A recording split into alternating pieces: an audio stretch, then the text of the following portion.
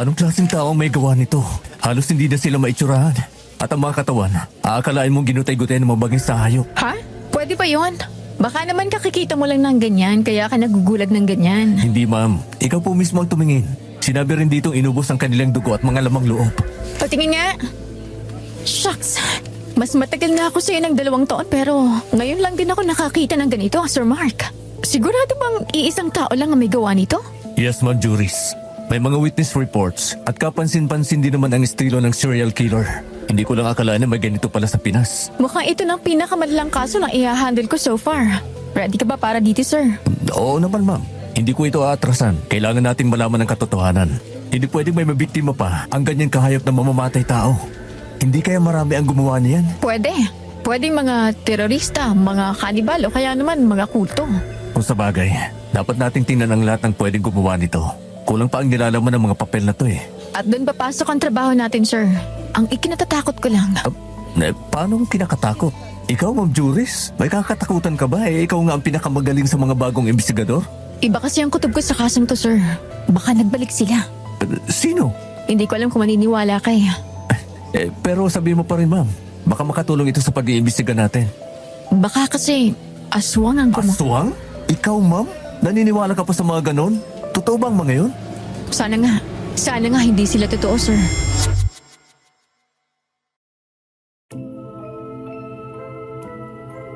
Marahil kagaya ni Mark ay nabigla rin kayo nang makarinig ng mga taong naniniwala sa aswang sa modernong panahon. Lalo na't hindi halata sa kanilang propesyon na sila ay naniniwala sa kababalaghan.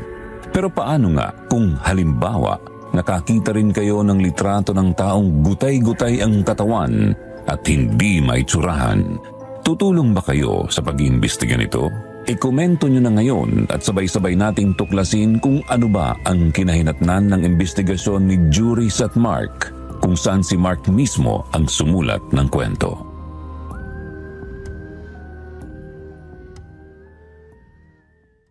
Magandang araw po sa inyo, Sir Jupiter. Ako po si Mark Villafuerte, isang investigador na 35 anyos na ngayong 2026. At isang dekada na rin ang nakalipas mula nang mangyari ang karanasan kong ito sa isa sa mga unang kasong hinawakan ko. Ito nga ay ang brutal na pagpaslang sa 2 babae sa magkaibang baryo na masusi naming inimbestigahan.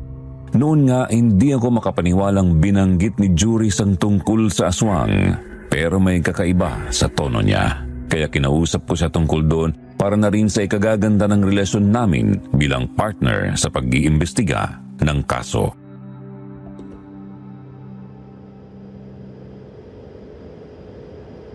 Sorry ma'am, na-offend ba kita?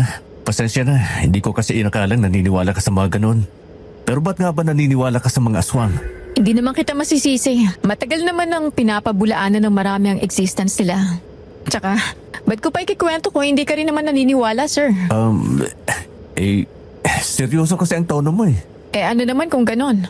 Iniisip kong baka makatulong din ang kwento ng aswang sa investigasyon.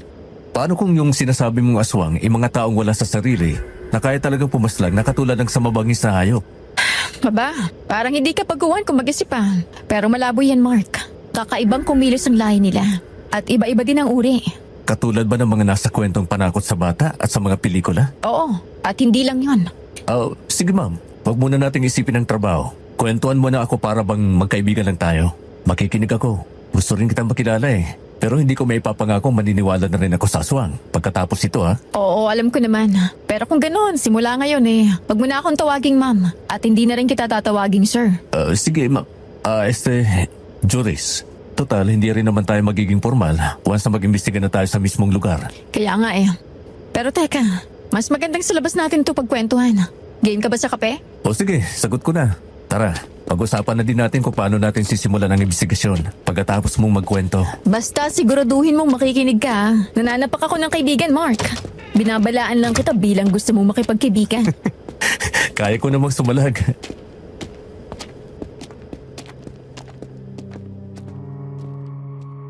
Napatawa ko saglit si Juris bago niya alalahanin ang karanasan niya sa nilalang na nagbigay sa kanya ng takot. At hating gabi nga noon nang kami ay magkwentuhan sa isang kapihan.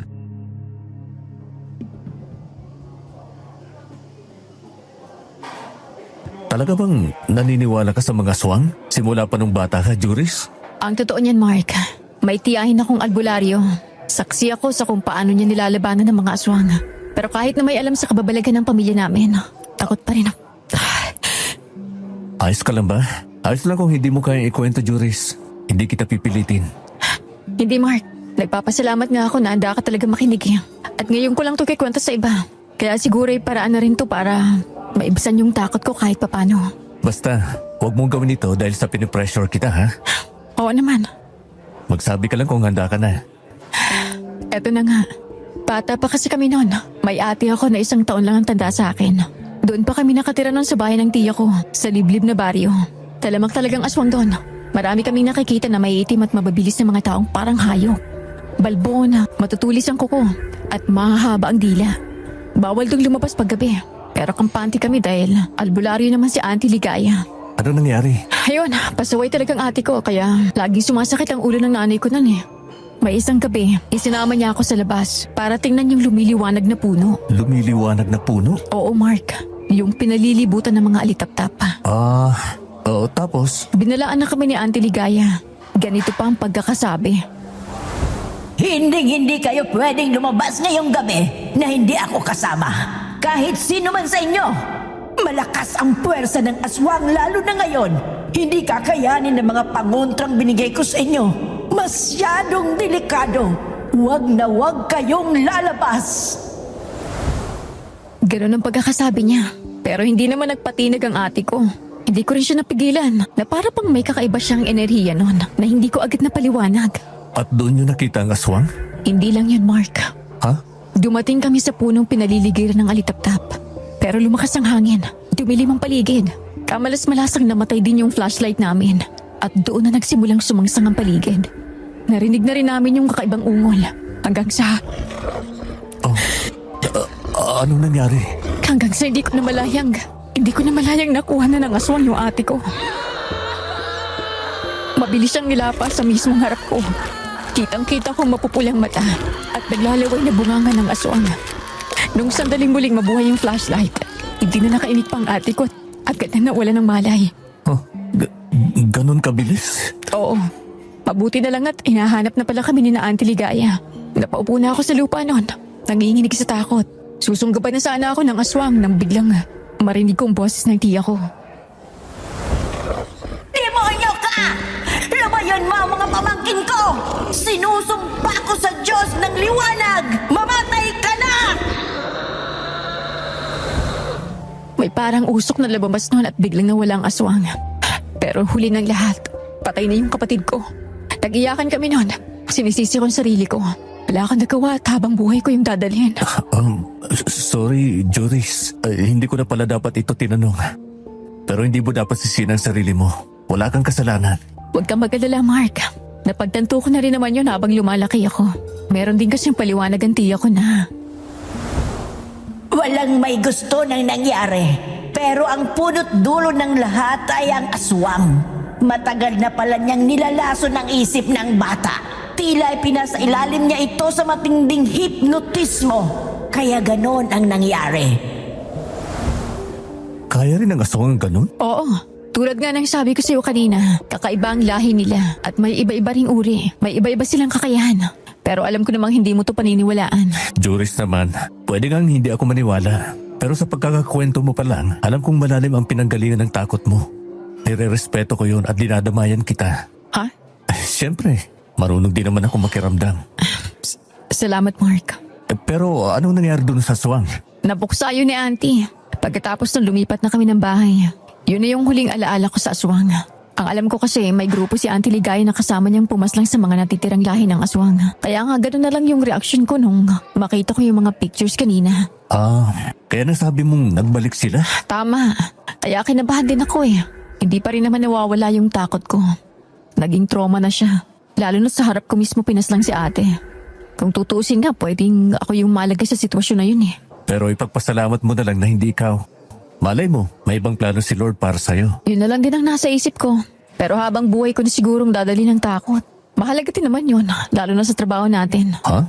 Anong ibig mong sabihin? Kako, hindi pwedeng wala tayong takot. Kailangan nating maging maingat sa mga bagay-bagay. Sa totoo lang, ang takot ko nabibigay sa akin ng lakas at talino na mag-imbestiga. Mas cautious ako at mas nag-iisip ng kritikal. Kaya pala. Kung sa bagay may point ka rin naman talaga. Maging ako rin naman ay may kinatatakutan din. Pero hinihiling ko pa rin na hindi aswang ang makaengkwentro natin. Hindi ko alam kung malalagpasan ko na bang takot ko. Baka mataranta na lang ako. Sana nga, Juris. Pero pag nagkataon, kasama mo naman ako. Sabay nating haharapin kahit sino o ano pa yan. Partners tayo eh. Talaga ba? Naniniwala ka na? Baliw, syempre naman. Promise, hindi kita pinagdududahan. Pero ayaw ko pa rin makakita ng aswang. Diyos ko, Lord. Thank you, Mark, ha? Ha? Ako nga ang dapat magpasalamat kasi pinagkatiwalaan mo ako. At least, mas nakilala natin ang isa't isa. Akala ko kasi baguhan ka lang na walang alam eh. May laman din pala ang utak mo. Grabe ka naman sa akin. Ikaw nga akala ko mataray at matapang eh. Sus, ang bait-bait ko kaya. Sino ang may sabi? Anong sabi mo? Ha? Wala. Mabuti pa Taluhin na natin ang investigasyon. Oo, sige. Pero sandali lang. PCR lang ako. Medyo napadami yata yung luha ko. Pasensya na. Hindi ko napigilan eh. Ano ka ba? Walang kaso yun. Hindi ka naman robot eh. Sige na, hihintayin kita.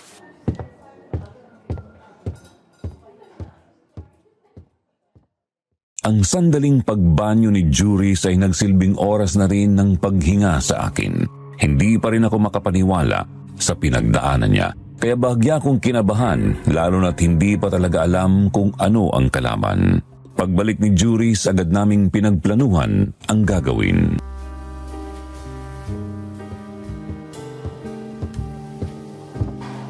Juris, hindi naman sa gusto ko pang dagdagan ng takot mo. Ano yan, Mark? Tungkol dun sa in-open up mo, yung sa aswang, mas maigi na yon ang level ng threat na i-consider natin para rito. Cold red na ito sa klase. Oo, Mark. Tama ka. Dapat ganyan nga ang approach. Alam mo, parang hindi ka naman pala baguhan. Gaya lang inaakala ko. Hindi, wala pa rin talaga akong masyadong alam. Kaya nga, hayaan ko na munang mauna ka mag-isip ng strategy. Alam ko namang meron ka nang nakahanda dyan. Strategy? Wala naman akong ibang naiisip, Mark. Kundi lapitan mismo mga kamag-anak ng biktima. Yung basic lang. Searching sa crime scene. In disguise, syempre. Sisimple lang tayong humanap ng mga leads. From there, mas malalaman natin yung motibo na gumawa nito. Some patterns and timelines. Mark, narinig mo ba lahat? Ha? Sabi ko kung narinig mo. Bigla ka natulala eh. Naantok ka na ba? Hindi. Sorry ha. Namanghalang ako. Ha? Yun lang naman ang common. Basta, iba yung pagpaplano mo. Kitang-kita ko na kung bakit sinasabi nilang magaling ka. Nga pala, may nakalimutan ako. Ano yun? Dahil nga aswang ang ini-expect natin, maybe makukonfirm ko to if substantial yung leads at mga ebidensya makukuha natin. Tapos, sa maniwala ka sa hindi, kakailanganin natin ang tulong ng albularyo pag nagkataon. Tatawagan kong auntie Ligaya ko kung kailan man kailangan. Teka, bakit hindi natin kumpirmay na mula sa kanya? Ano ibig mo sabihin? Kumbaga, ipadala natin sa kanya yung mga pictures. Tapos base sa degree ng attacks, baka masabi niya kung gawa ba ito ng aswang o hindi. Mahirap kasi siyang hagilapin, Mark eh. Isipin mo na kapag tinatawagan siya para bang may tamang oras lang. Hindi ko maintindihan. Basta, misteryoso rin yung mga ganung bagay.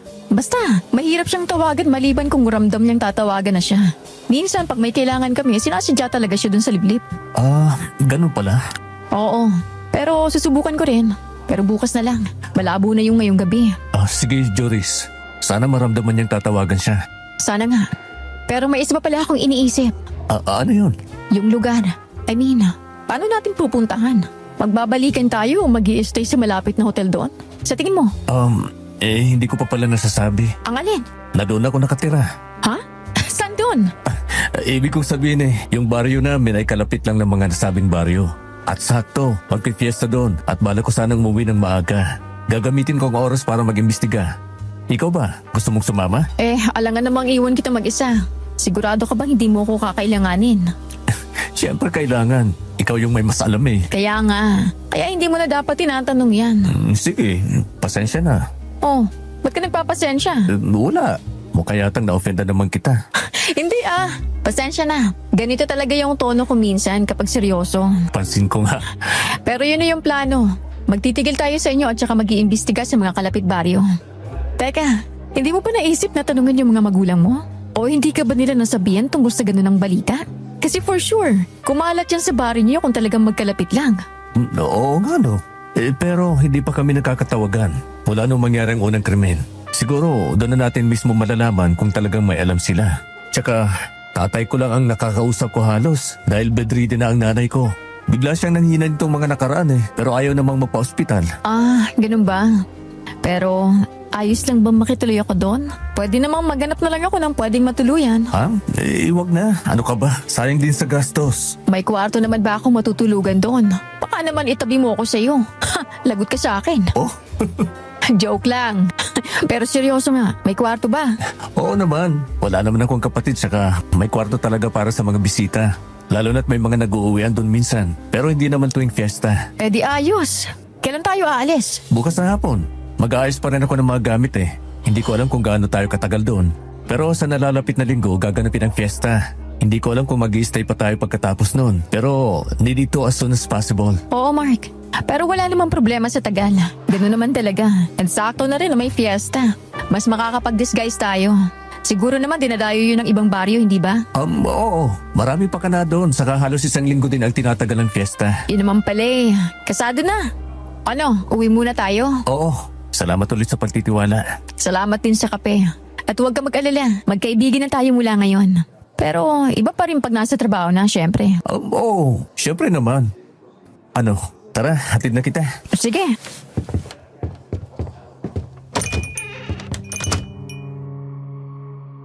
Siya nga pala, Sir Jupiter.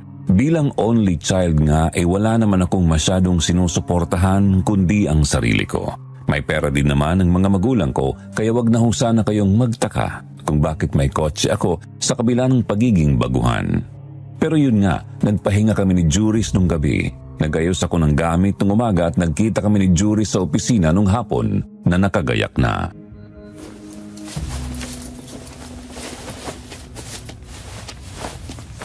Oh, yan na ba ang lahat ng dadalhin mo, Ma'am Juris? Sir Mark. Ano, tara na ba? Ayos na ba yung mga files and records na hawak mo? Oo, nakaayos na. Ikaw ba? Nga pala. Hindi ko matawagan si Auntie Ligaya. Sige. Saka na lang. At kung ayos naman na pala lahat, di tara na. Ilang oras pala yung biyahe? Nasa 3 oras siguro. Basta gabi na yung dating natin. Pala, may ilang areas na madilim yung dadaanan, ha? Sige. Tara.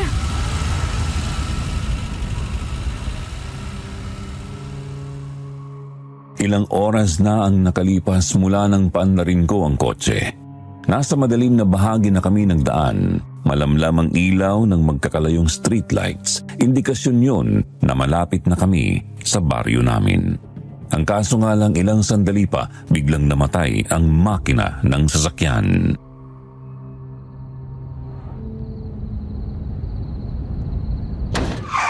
Anong nangyari, Mark? Ba't nagkaganon?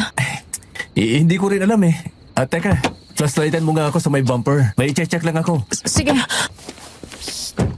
Ay, ano yun? Anong ano yun? May sumisitsir, hindi mo ba naririnig? Ha? Nasaan? Tingnan mo. Tumahimik ka lang. Oo nga no. Sino yan? Alerto, Mark. Nasa liblib tayo. Kaso, paano kung hindi sino? Ha? Baka ang dapat tanong ano yan? Baka yan na yung aswang, Mark. Teka, hindi yan Juris. Huwag kang matakot. Huwag mo na nang pansinin. Mawawala rin yan. Baka naman kaaway lang na sumasagit-sit. Sana nga, Mark, pero kinakabahan ako dito Parang masamang signos. Masamang signos? Oo. Baka may masamang mangyari. Huwag naman po sana, Lord. Hindi. Wala yan. Kalma lang. Tutukan mo na lang ako.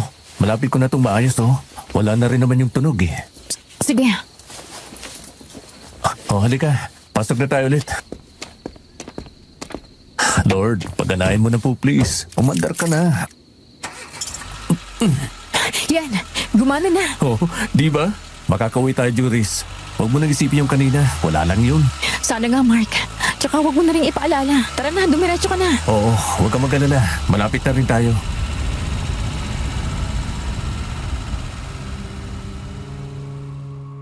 Hindi pa naman malalim ang gabi nang dumating kami sa baryo. Pero hindi kami masyado nakapag-usap kasama si tatay. Agad kaming nagpahinga ni Juris dahil may kakaibang pagod na dinulot ang biyahe namin.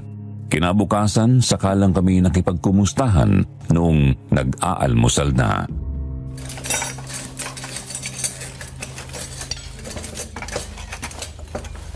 Ikaw talaga, Mark. Hindi ka malang nagpasabi. Mapapaaga pala yung uwi mo.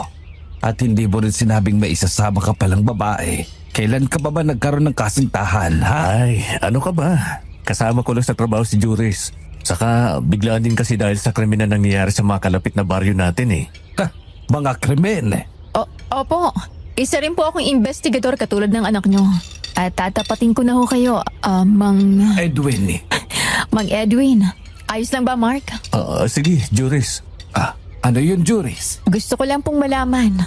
Total ngayon lang po ulit kayo nagkita ni Mark. At hindi rin kayo nagkatawagan itong mga nakaraang 2 linggo. Gusto ko lang kung alamin kung may usap-usapan ho ba tungkol sa nangyaring karahasan. May mga chismis ba na kumakalat tay? O mga kahinalang tao na napag-uusapan? Sa totoo lang, hindi masyado maingay ang isyo na yan. Kung baga, parang wala talagang nakakita ng mismong pangyayari maliban siguro sa pamilya nila. Wala ring may balak na magtanong tungkol doon, kaya walang kumakalat. Pero ang sabi-sabi, hindi raw taga rito ang gumawa nun. Kung baga, dayo lang may kayang gumawa nun na siguro ay may sira sa utak. Wala ho bang nasasabi kung ito ba ay terorista, kanibal o bahagi ng kulto? Wala talaga eh. Aswang. Anong sabi mo? Aswang baka mo? Naniniwala ka ba riyan, Iha? Anong ibig sabihin nito, anak?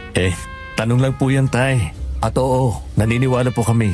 Kinukonsider namin ang lahat ng pwedeng may motibo, anumang uri. May mga naririnig akong ganyan pero binabaliwala ko naman at ng karamihan. Pero sa tingin ko, wala kayong makukuha sa iba. Kahit na yata doon pa mismo sa baryong pinangyarihan, tanging sa pamilya lang ng biktima kayo magkakaroon ng impormasyon. Yang tanong handa ba silang makipagtulungan sa inyo? Ay, siguro naman tay. Para naman ito sa katarungan ng kapamilya nila. At hindi rin naman natin bibiglain. Siya sige. May tiwala naman ako sa galing nyo. Ay sana nga ay mahuli na yung demonyong yan at nang mawala na rin ng takot sa baryo, pagpipista pa naman din. Paanong takot tay? Marami kasing nangangamba na baka ito ng baryo natin ang kasunod base sa pattern ng mga inaataking lugar. Pero wag naman sana. Mahina pa naman ang nanay mo. Kaming bahala tay. Gagawin din po namin ang lahat ng aming makakaya para hindi na umabot pa rito. Oo, lalo na't bukas na magsisimula ang mga ganap ng fiesta. Ay, bago ko pala makalimutan, ipapaalala ko lang na isa ka sa mga hermano, anak. Sa pagkain tayo nakatoka at si Totoy Donato nang nakuha ko. Meron din siyang mga katulong na tiyuhin niya raw na magbabakasyon lang dito. Ray yata yung pangalan niya. Kausapin mo lang siguro mamaya ha. Isama mo na rin si Juris para naman magkamabutihan. Tay, sorry Juris. Huwag kong pasinin niya si tatay. Sadyang palibiro yan eh. Ayos lang. Kako para makapaglibot-libot din siya habang nagtatrabaho. Kailam ko namang mabigat ang kaso. Pero kailangan nyo pa rin huminga. Hindi ba, Iha? Opo. Salamat po sa pag-aalala. Sige tay, kumain na lang muna tayo at baka kung ano-ano pa ang masabi mo.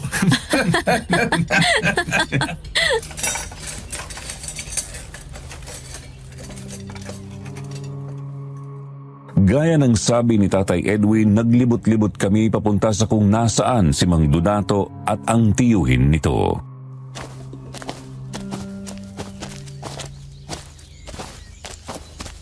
Mark, bakit pala kailangan natin kausapin ng mga tagaluto? Kasi kailangan mapag-usapan ng mga putayang ihanda. Dapat maibigay ko sa kanila ang pambili in advance. O kaya naman ay ako mismo ang bumili. Ganon.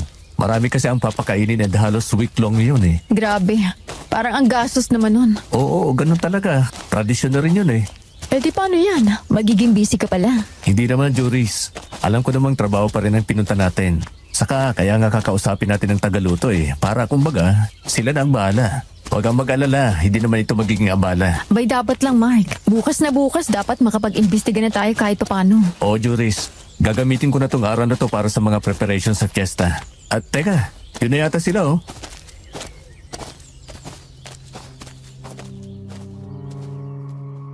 Sa hindi kalayuan, naaninag ko na ang pamilyar na postura at yun nga ay si Mang Donato, Sir Jupiter. Nakilala naman talagang tagaluto sa baryo namin kahit hindi fiesta.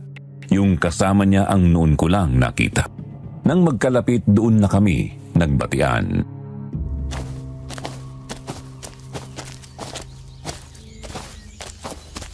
Mang Donato! Hindi pa rin talaga nawawala yung iconic mong mga sombrero ah. Ray nga pala. Tito Ray na lang for short. Mark, Hello po. Nice to meet you, Tito Ray. O ano Mang Dato? Ba't parang ang tahimik nyo ha? wala. Ay, masama kasi ang pakiramdam ng pamangking kong yan. Teka, hindi mo ba kami ipapakilala sa maganda mong girlfriend? Kaibigan ko lang ho yan. Si Juris. Hello po, Mang Donato. Tito Ray. Juris. Juris. Bakit po? Wala. Pamilyar lang yung presensya mo sa akin. Ho? Wala. Mark, ano nga palang po tayong ipapaluto mo? Dinuguan, atay, balunan, bupis, sisig. Ay, nako, masarap yun. Parang mga laman loob naman po yata yun. Hindi pwedeng pang piyesta. Hindi rin lahat kumakain nun. Ikaw ho ba Mang Donato? Ano bang dapat nating lutuin? Si Tito ang magsasabi. Mark, hinayaan ako ni Donato kasi hindi siya masyadong makapag-isip. Pero siya pa rin naman ang main cook. Kung gusto mo, kayo na lang mag-isip kung ano bang masarap. Ganun po ba? Sige, mga 3 po tayo sana. Menudo, kaldereta, saka bupis, pwede na. Tapos magprito rin tayo ng manok at lumpia. Pansit tapos mga dessert.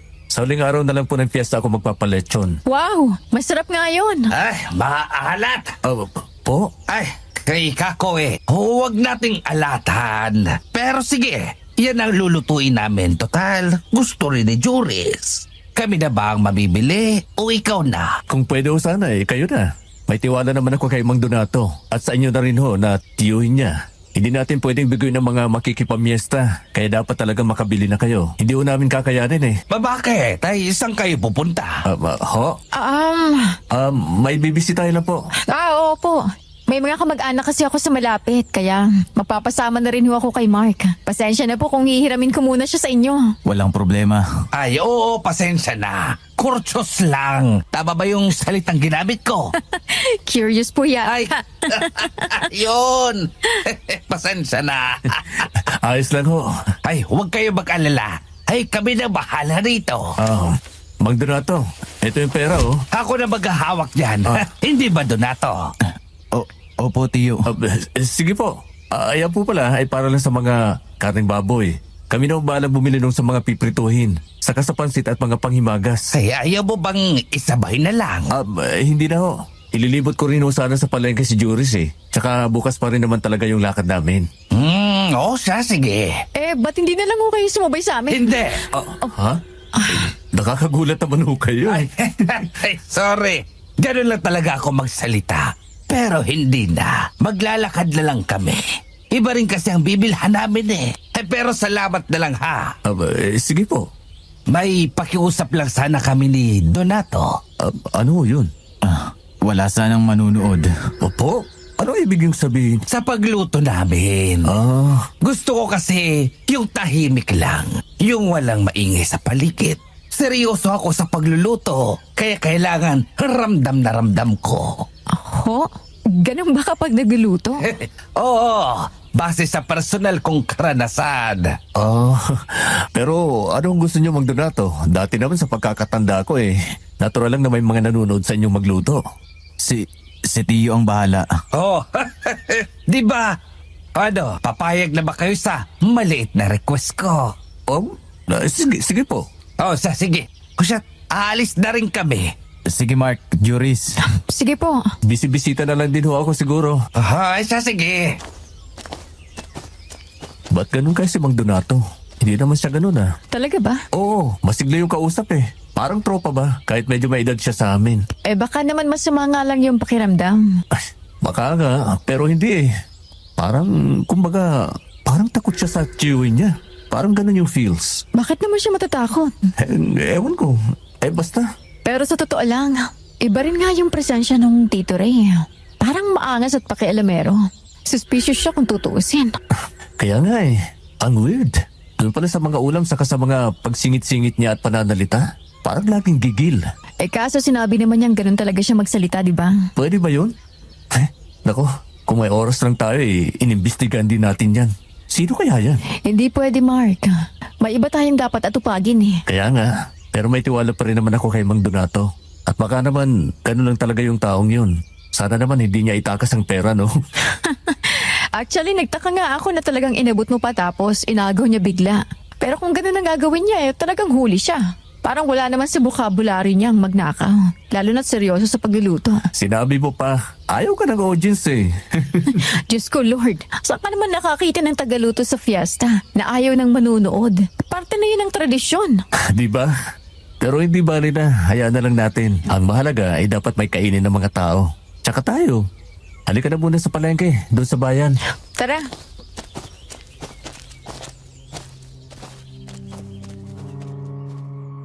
Pagkatapos naming mamalengke, agad din naming i-deliver ang mga ipinamili sa kanila. Ginamit namin ang natitirang oras ng araw para maglibot-libot at kinabukasan, maaga kaming lumakad para sa pag-iimbestiga. Una sa mas malayong baryo, itago na lang natin sa pangalang Baryo 1. Dito ba talaga nangyaring krimen? Malapit naman ito sa mga kabahayan ah. Oo. Pero mapuno pa rin at madamo, Mark. Kaya nga iniwan na natin yung kotse dahil hindi na matadaanan. At saka, sa gabi naman nangyari ang krimen dito sa Barrio 1. Kung sa bagay. O ano, may nakita ka na ba mga pwedeng ebidensya? Wala pa eh. Nasuyod na rin kasi itong ng ibang kasamahan. Kaya baka wala na rin tayo masyadong mahanap. Subukan pa rin natin bago natin sadyain yung bahay ng biktima. Oo, sige. Teka, susubukan ko. Yun, Mark. Oh? May mga nakakumpul na damuhan. Oh, ano naman makukuha natin dyan? Pwedeng pagtaguan yan. Halika, bilis! Oo, nandito na. Oh, ano yan? Buksan mo nga. Dahan-dahan na. Baka may bumulagang ahas eh. Sigurado ka bang may nakatago sa damong ito, Juris? Oo, tingnan lang natin. Baka hindi lang nila napansin. Sige na. Oo, sige.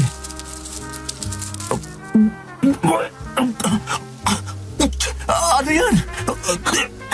Baho! Balat ng tao to ah. Hindi ako pwede magkamali.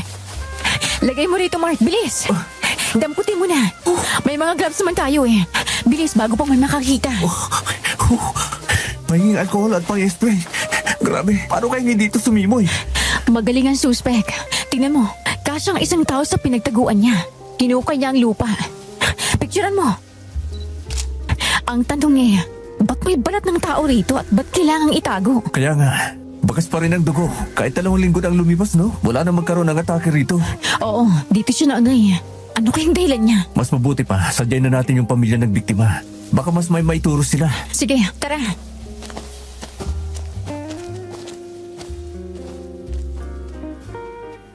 Sa hindi kalayuan, may nananahimik na bahay na parabang walang tao. Marami na sa intel ang nakapagsabing yun nga ang bahay ng biktima. Pagkatapos mag-imbestiga kung saan natagpuan ang bangkay, nagpalit kami ng damit at nagpanggap bilang mga nangangalakal. May mga ilang residente na nakamasid sa amin habang papalapit sa nasabing bahay ng biktima. Pero hindi namin ito pinansin at nagpatuloy na lamang.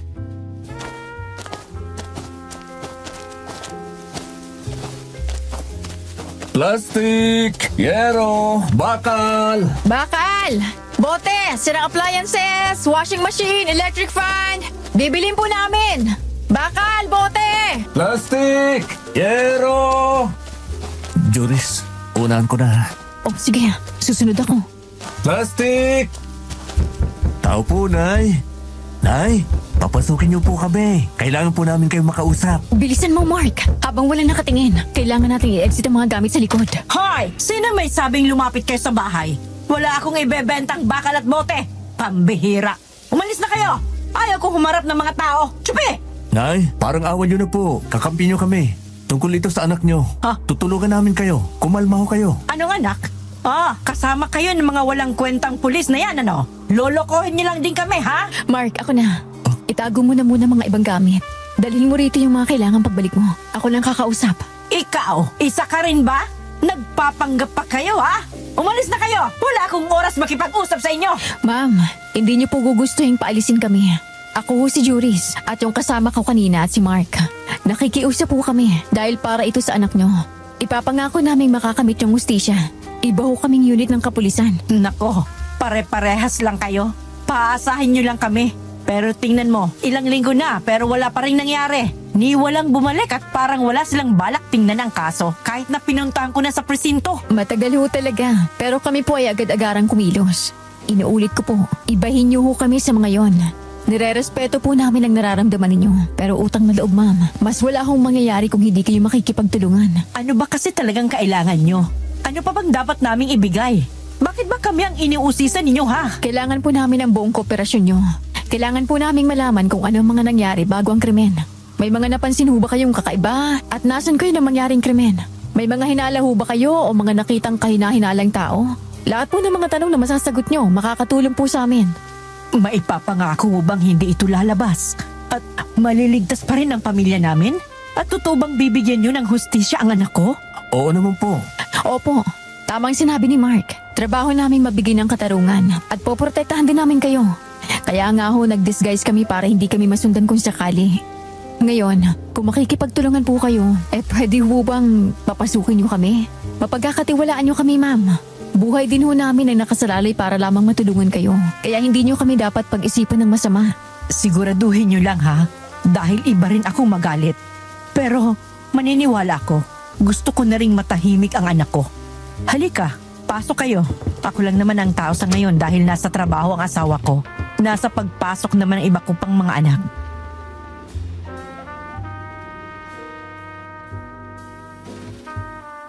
Lamlam ang bahay ng biktima, Sir Jupiter. At kakaiba rin talaga ang presensya.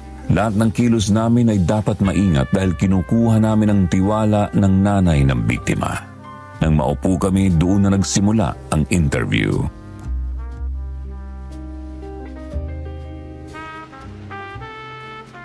Itago nyo na lang ako sa pangalang Laika.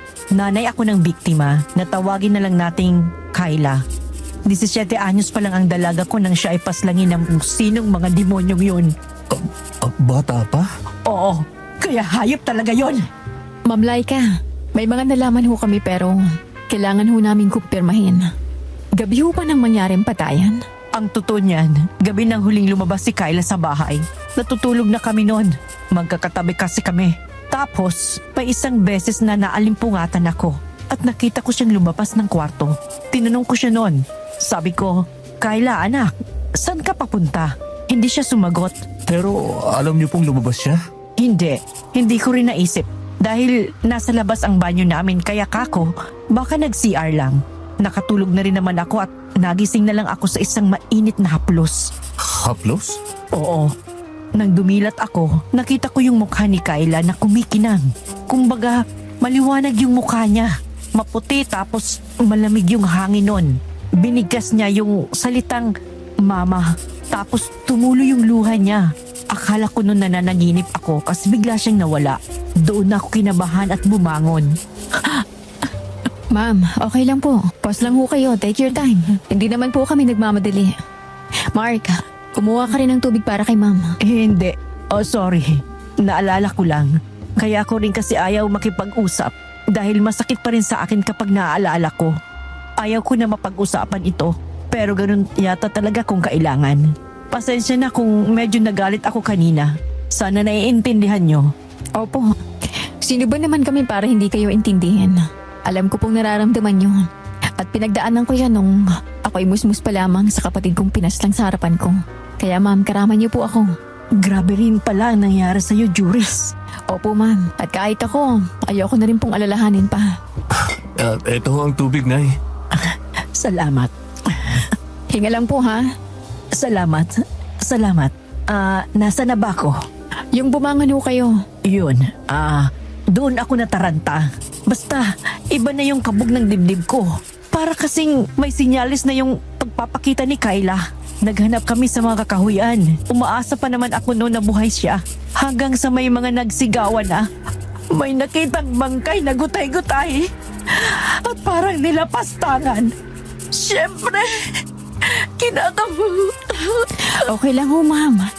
Hinga po kayo. Nandito po ako sa likod nyo. Kinakabahan na ako noon. At nang makita ko, hindi ko na siya mamukhaan. Pero alam kong yun ang suot niya. Dahil ako ang nagbigay ng damit na yon.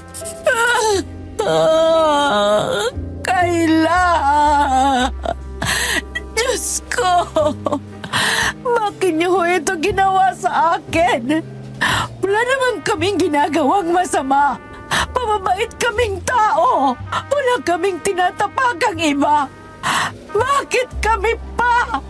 Bakit ang anak ko pa? Ang demonyo! Hayop! Walang puso ang gumawa nito! Hindi tao! Sige lang po, ma'am. Ilabas niyo lang po. Mark, kumuha ka pa ng tubig. Sige. Tubig po.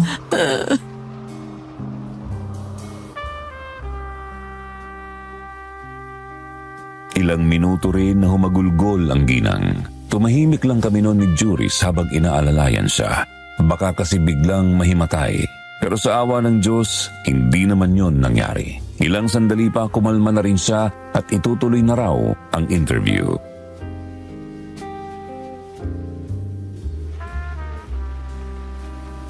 Sure po ba kayong itutuloy natin ang interview? Pwede na rin po kayong magpahinga pa saglit. Maghihintay naman po kami, Nay. Hindi, nandito na lang din naman.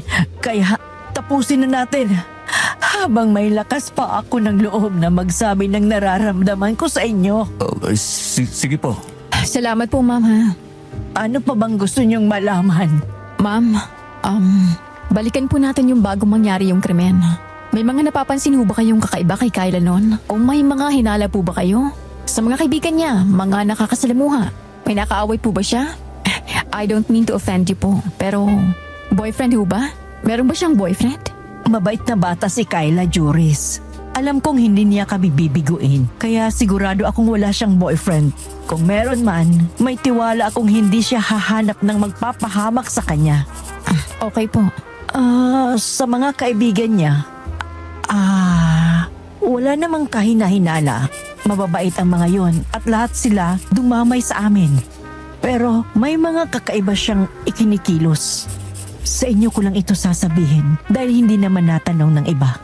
Saka, ngayon ko lang din ulit naalala. Ano yun, Nay? Parang mga ilang araw bago dumating ang gabing yon, lagi siyang gabi kung umuwi. Kahit na hanggang 3:00 lang naman ang pasok niya. Malapit lang din naman ang eskwelahan. Tahimik na rin siya noon. Akala ko naman busy lang dahil sa school kasi maraming exams at requirements. Hindi ko na alam na may iba na palang nangyayari. Ano ho kayang nangyayari sa tingin niyo? Hindi ko alam. Sa pakiramdam ko yun. Konektado ron ang pagkawala niya. Minsan kasi doon siya sumusulpot sa kakahuyan. Hindi naman doon ang direksyon ng school. Sa tanghalian kapag umuwi siya, bigla-bigla rin siyang nawawala tapos nanggagaling doon. Binaliwala ko yun. Sana pala tinanong ko siya noon. Ang tanga-tanga ko. Ma'am, wala ho kayong kasalanan doon. Ang nakapagtataka po bakit siya pumupunta ron? At anong kinalaman nito? Ma'am, may napapansin ho ba kayong kakaibang tao na pumunta rito ilang araw bago ang krimen? Sa kakawian, may nakita ho ba kayong kasama ni Kyla? O kaya naman ay kahit anong figura na malapit sa kanya noong mga oras na yun? Wala. Teka, wala akong maalala Teka, isipin ko. Wait. Parang siya lang kasi ang napapansin kong mag-isa Sa katawan niya po, may nagbabago ho ba noong mga panahon na yon? Sugat, pasa o mga bakas ng pagmamalupit? Dahil baka tinatakot siya o tinutorture ng kung sino mang pinupunta niya ron sa kakawian. Wala nanahimik siya noon. Yun ang kakaiba. Medyo maputla nga siya pero wala siyang sinasabi Pumapasok pa rin kasi siya noon. Pero siguro, lagi siyang nanghihina. Ganon. Pero yung mga sugat o pasa, wala. Nangihina? Sige ma'am, alalahanin niyo lang po. Baka may hindi lang po kayo maalala. May yung tao na Wala bang bago sa paningin niyo? Meron ba? Teka. Sige lang po, Nay. No pressure po. May lalaki. Medyo kasing katangkaran mo. Hindi ko maaninag ang mukha. Pero parang matanda na nakita kong bumibili sa may tindahan dyan sa labas. Pero hindi yung taga rito. Nakasombrero rin siyang pula. Pulang sombrero? Kasing tangkad ko? May iba pa po ba? Wala na.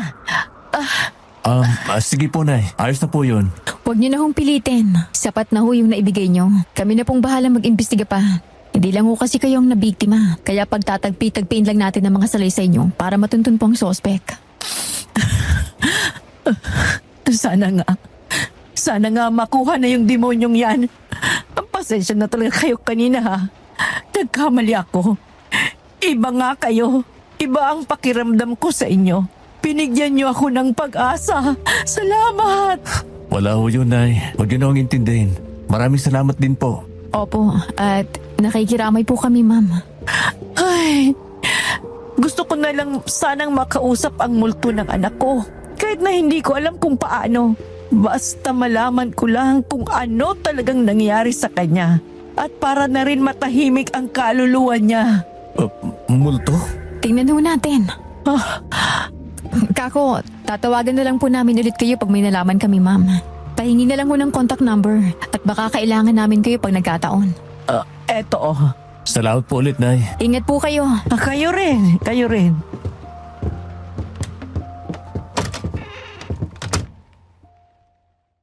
Sir Jupiter, kumalma naman si Ma'am Laika nang iwanan namin siya. Ibang-iba sa kung paano niya kami tinanggap. Sa daan pa uwi, papalapit sa bahay, pinag-uusapan namin ang nangyari.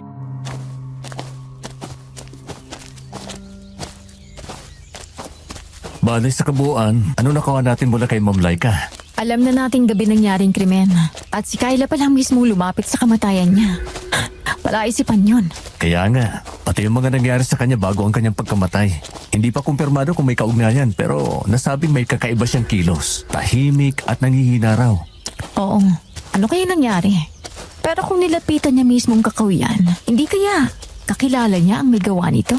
Paano kung hinihikayat lang siya lagi? Ikaw ba? Sasama ka sa kakahuyan kung hindi mo kakilala? Kung sa bagay. Pero paano nga kung tinatakot siya o nililin lang? Nang ilang araw? Pwede ba yon? Parang hipnotismo? Hipnotismo? Totoo ba yon? Ang hinala ko talaga tinakot siya Totoo yun, Mark. Pero mahirap ang paniwalaan bilang paraan sa krimen ito. Kailangan pa natin ng pattern. Dapat magkatugma ito sa nangyari sa kabilang baryo. Ang mahalaga, may nalaman din tayong kahinahinalang tao. Nakasombrero at kasing tangkad mo. Oo nga, nakalista na rin naman sa notes natin ang lahat. Bukas ba? Puntahan na rin natin yung isa pa? Oo, para mapag-connect na natin to. Sa ngayon, kumain na muna tayo. May pagkain naman na, no? Oo, sinabihan ko naman si Itay na kumuha ng pagkain.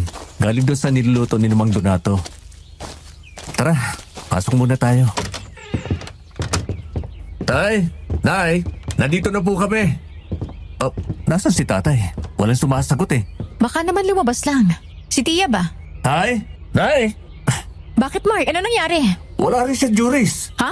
Paano nangyari yun? Teka, tatawagan ko si tatay. Nasaan sila? Diyos ko. Kalma. Kumalma ka muna. Baka naman may pinuntahan. Tay! Nay! Diyos ko, nasaan ba kayo? Ba't wala kayong pasabi? Sagutin niyo na, please. Sasagutin yan, Mark. Kalma lang. Sasagot yan. Yan. Sumagot na. Anak! Tay, nasaan kayo? Anong nangyari? Ba't pati si nanay kasama mo? Anak! Nandun... Ha? Ano tay? Hindi ko kayo masyadong marinig. Ano yun? Pakiulit. Nasa... may... ospital. Daday mo. Sugod. Ha? Hospital? Sugod? Nasa ospital sila? Ano nangyari? Tay, anong nangyari, tay? Ba't kayo nandyan? Tay! Nak! Tay! Teka, Juris. Pupuntan ko muna sila. Diyan ka lang, wait. Hindi, sasama ako. Tara na, mamaya na tayo kumain.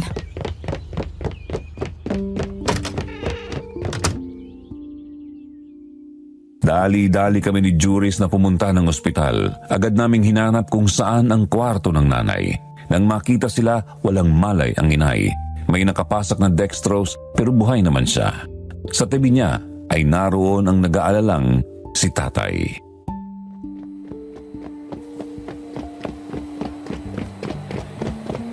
Tay, anong nangyari? Anong nangyari kay nanay? Ba't siya sinugod? Ba't hindi kayo tumawag?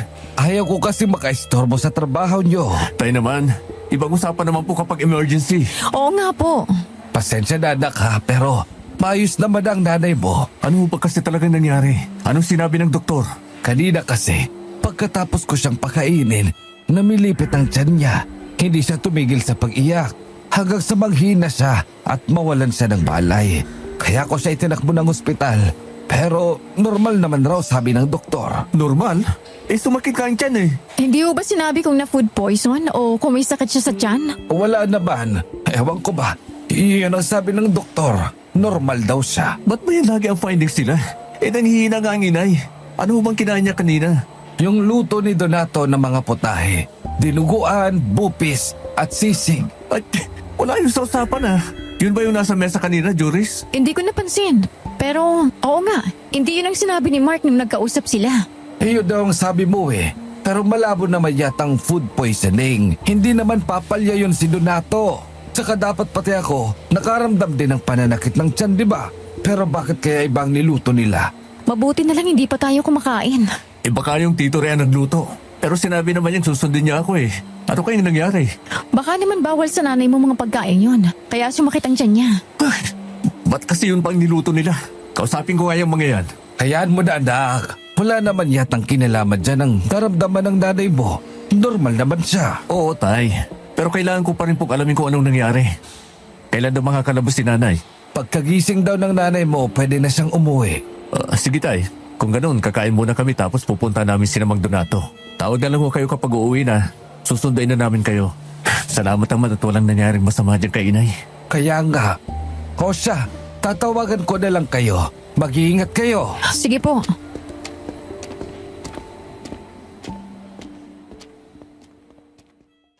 Sa labas na lang kami kumain ni Juris at pagkatapos pinuntahan namin si Mang Donato. Sinadya namin ang bahay nila sa kabila ng bilin ni Tito Ray na ayaw niyang makita na nagluluto siya. Sakto namang hindi sila nagluluto noon at nakatambay lang sa labas ng bahay si Tito Ray.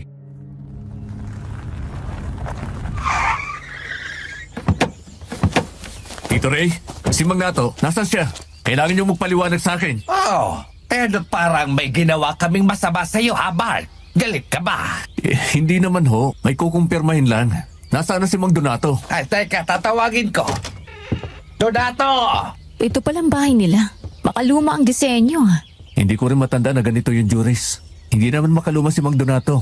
Tsaka bakit may mga down-down at kung ano-anong design na parang pang-Halloween? Parang mangkukulam nga nakatira kung titingnan. Baka marinig ka. Nariyan na sila. Oh, eto! Mang Donato, bakit naman po ibang puta yung niluto nyo? Hindi ba napag-usapan na natin na wag na yung dinuguan at sisig? Bakit yung pa rin ang niluto nyo? Nasaan yung minudo at kaldereta? Ha? Dinuguan at sisig? Hey, wala kaming nilutong ganon. Wala akong nilutong ganon. Hey, dahil nga di ba sinabi mo? Hey, ikaw ba, Donato? Mark, dinuguan, sisig, gusto. Ano yung Mang Donato? Bakit hindi kayo makapagsilita ng maayos? Ano ba nangyayari sa inyo? Tsaka hindi kami pwede magkamali, Tito Ray. Yun ang ibinigay nyo kinatatay. Walang minudo at kaldereta. Ay, merong menudo at kaldereta. At saka pansit at panghimagas. Wala akong alam sa dinuguan at sisig na yan. Eh, basta niluto ko ang sinasabi mo. Eh, hindi ko alam dito kay Donato. Eh, sa totoo lang, wala siya sa ayos. Eh, tahimik siya.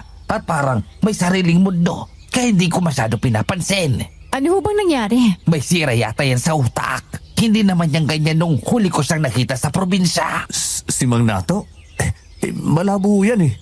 Mang Donato, hindi naman ho ako galit. Gusto ko lang po talaga malaman kung totoo bang niluto niyo yon. At kung bakit niluto niyo pa rin. Gusto ng nakakataas. Siya ang dapat masunod para walang buhay na madamay. Ito ang paghahanda sa pinakamalagang gabi ng piyesta. Po? Ano sinasabi niyo? Ba't ganun, Mark? Tama yata si Tito Ray. Eh, tingnan niyo na. Eh, kung ano-anong sinasabi. Halimaw! Halimaw! Paghahanda sa halimaw! Iniipon ang lahat. Umanda kayo. Mark! Joris!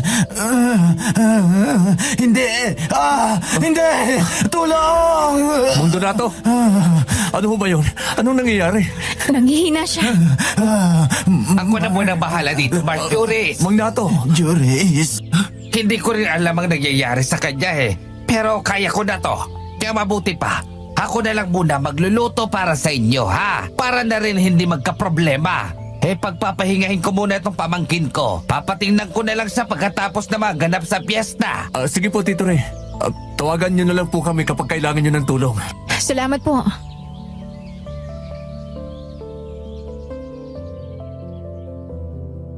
Iniwan na muna namin sila na puno ng pagtataka. Naisipan naming bumalik sa ospital para magbantay. Hindi pa nga nagigising si inay at nabanggit namin kay Itay ang nangyari.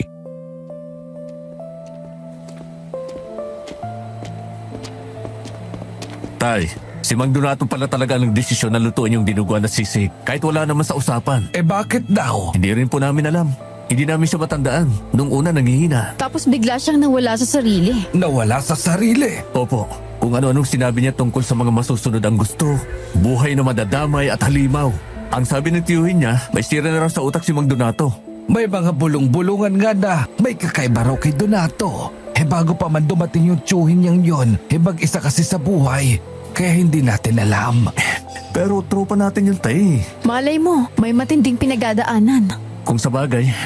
Pero ba't kasi pinili niyo pa rin siyang tagaluto, tay?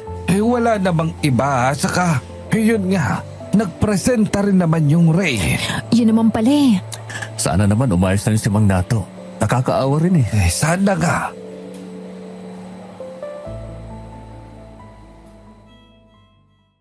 Maghapon pa kaming nagbantay kay nanay hanggang sa magising ito. Kaya umuwi na rin kami noon. Ginamit ho namin ang gabi para magpahinga, Sir Jupiter. Kinabukasan, umagang-umaga pa lamang ay nag-imbestiga na kami sa pangalawang na biktima sa kalapit na baryo. Kaya nilakad na lamang yun ni Juris at gaya ng sanauna, una naming pinuntahan ang pinangyarihan ng krimen.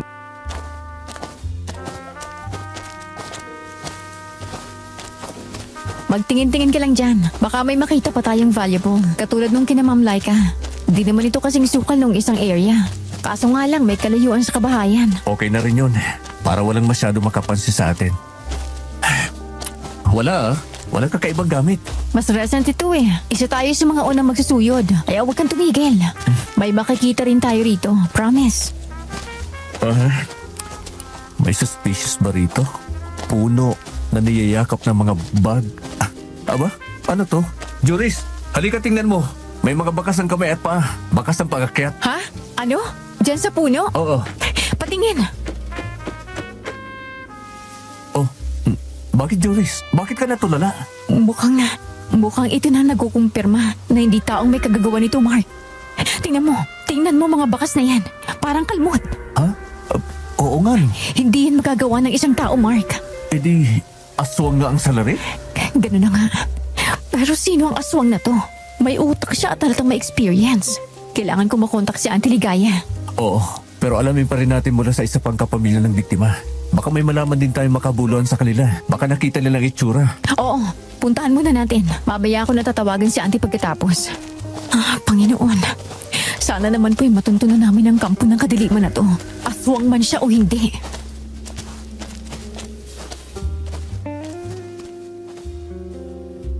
Hinanap namin ang sinasabing bahay ng biktima na nananahimik din sa may gilid ng baryo. Noon wala kaming ibang nagamit na pagpanggap kundi ang maging mga researchers. Kumatok kami sa bahay nila na nagmaang-maangan pa.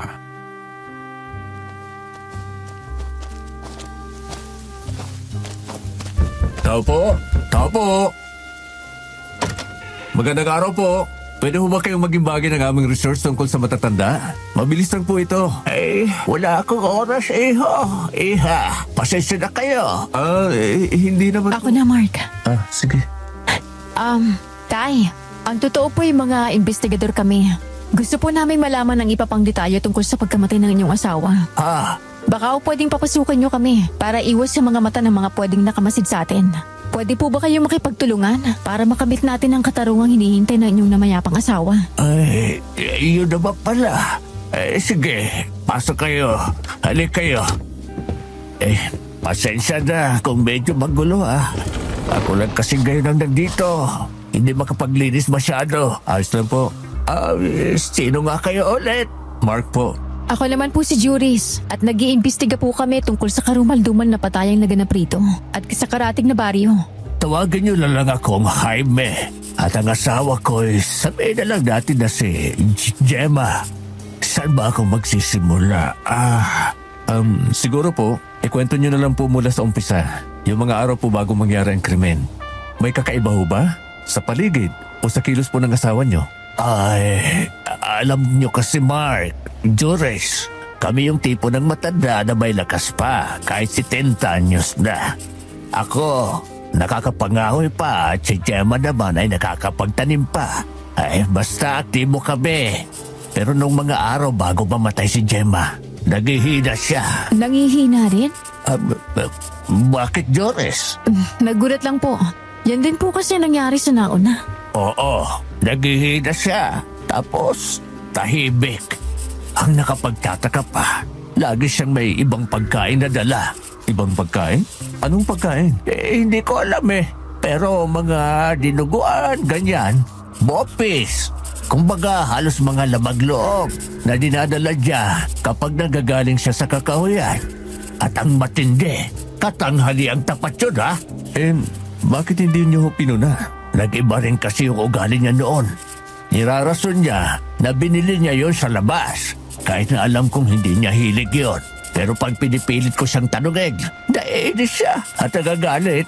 May isang beses na sinundan ko siya pero alam niya, kaya nagalit din siya. Noon, inayaan ko na lang siya at hindi pinakailaban. Pero hindi ko alam, tayo na pala ang ugat ng pagkamatay niya. Ano pong ibig niyong sabihin? Alam niyong may kaugnayan yun sa pagkamatay ni Nana Gemma? Oo, hindi ako pwede magkamali. Dahil katanghali ang tapat din na magyari ang pagpatay. Ibig sabihin, nakita nyo ang pangyayari mismo? Hindi. Ganito kasi ang nangyari. Ano po? Kakain na kami noon. Pero gaya nga ng sinabi ko, lumalabas siya. Pumunta ulit siya sa kung saan. Pero hindi ko na napigilan at baka mainis na naman. Naghintay na lang ako noon na bumalik siya. Inaasahan ko na may dala na naman siyang ulam. Pero nung araw na yon, ang tagal. Matagal siya. Hanggang sa may nagsigawan na sa labas. Paano sigawan? Basta, yung bang mga pumapalakat. May mga pumapalaw din na para bang nakakita ng kung anong kababalaghan. Doon ako kinabahan, kaya nagpakaripas ako sa kung saan nagtitimbunan. Doon ko nakita si Gemma. Walang malay. Gutay-gutay. Hindi na halos may surahan. Teka tay, hinahinay lang po ha. Ayos lang po kung hindi niyo agad maitutuloy. Naiintindihan po namin. Huwag niyo mong pilitin. Teka po, at kukuha ko muna kayo ng tubig. Hindi ko inakala ngayon hantungan ng asawa.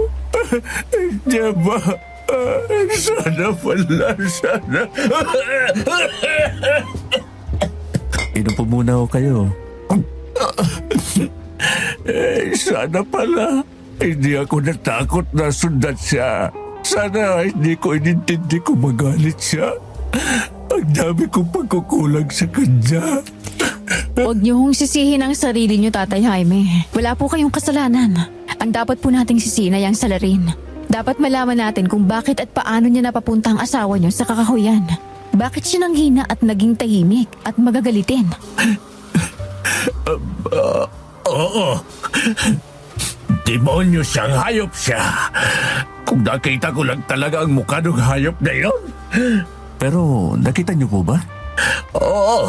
May kumaluskos kasi doon ng malakas. Yun ay nung ako na lang kasama ni Gemma. Habang humahagulgol sa tabi niya. May biglang mga mabibilis na yabang. Sinundan ko yon. At nakita ko ang isang lalaking maitim. Nahubot-hubad. Katangkaran mo lang siguro, Mark. Tapos ang suot niya lang ay yung sombrerong pula. Ito. Oh, nandito dahil nalipad yun nung hinabol ko siya. Nakuha niyo yung sombrero? Patingin nga po. Parang pamilyar. Kilala ko ang sombrerong ito, Joris. Kay Mang Donato. Ha? Siya? Siya ang salarin? Teka, hindi. Baka naman nagkataon lang na parehas sila. Wala pong magawa yun ni Mang Nato. Pero hindi ba ang sabi, kakaiba na ang kilos niya sa ngayon? Mahirap pa rin kumpirmahin, Joris. Tropa yun eh. Alam kong hindi niya yun magagawa. Yun ba yung nagluluto sa kabilang baryo? Opo. Malabo. Kilala ko yon. Pero kasing tangkad mo nga siya, no? Kaso hindi ako naniniwala magagawa niya yon. Tsaka, may pagtatapat ako sa inyo, Mark. Juris, hindi ko alam kung maniniwala kayo. Pero ibang klase ang nakita ko. Ano ho yun, Itay? Parang hindi tao nakita ko. Yung pagkaitim niya, iba. Tapos yung kilos, yung pagtakbo. Basta, ewan ko. Para Aswang po ba? Oo. Teka, naniniwala kayo? Opo, at alam na rin namin. Ikaw na po mismo ang nagkumpirma ng hinala namin.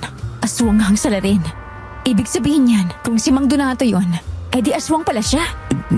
Malabo. Hindi yun, Juris. Kasama ko siya dati pa. Hindi siya aswang. Paano kung naging aswang lang siya ngayon? Pwede naman yun Ewan ko. Mahirap pa rin malaman. Yung tito Ray niya, parehas lang din kayo ng height. At paano kung ginamit niyang sombrero? Dayo siya, hindi ba? Paano kung nagpapanggap lang siya bilang tao? Hindi pa rin Ewan ko. Wala din ako masyadong alam sa aswang, Juris. Hahayaan kitang gawin silang suspect. Kukumpirmahin pa rin naman natin to Hindi ko inakalang maniniwala kay sa aswang. Dahil sa mga propesyon ninyo. Si Juris lang din po ang nagpaniwala sa akin. Tunay ho sila. At saksi rin mismo ako. Pero paano ngayon yan? Ako nga na matanda Wala rin alam sa aswang. Paano yan madadakip? Diyan na po kakailanganin ng tulong ng mga eksperto sa kababalagan. At meron ho akong tiyahing ganon. Huwag ho kayo mag-alala, Tay Jaime. Kami na pong bahala. Kahit na mahirap at nakakatakot, tutulungan ho namin kayo. Tatawagan na lang ho namin kayo pag kinailangan din namin ng tulong nyo. May cellphone ho ba kayo? Meron. Meron Teka. Kopyahin nyo na lang ang numero. Okay po. Yun. Salamat po. Salamat po sa oras, Itay. Nakikiramay ho kami sa inyo at ipinalangin niyo po sanang magtagumpay tayo sa laban na to. Oo naman. Maraming salamat din. Mauna na ho kami. Ingat po kayo. Kayo rin.